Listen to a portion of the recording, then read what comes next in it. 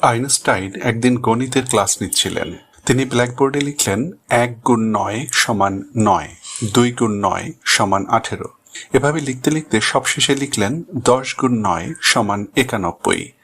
এবার ক্লাসে হইচই পড়ে গেল। তারা বলতে লাগলো, স্যার 9 গুণ 10 তো 90 হয়, 91 নয়। আইনস্টাইন চুপ করে বসে থাকলেন। শোরগোল থেমে গেলে তিনি বললেন, আমি 9টি অঙ্ক ঠিক মতন করলাম, তোমরা কেউ আমাকে ধন্যবাদ দাওনি, কিন্তু একটি ভুল করার সঙ্গে সঙ্গে কিভাবে আমার সমালোচনায় ফেটে পড়লে?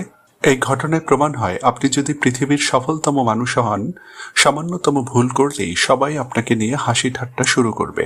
মনে রাখবেন, ভুল আমাদের জীবনেরই অংশ।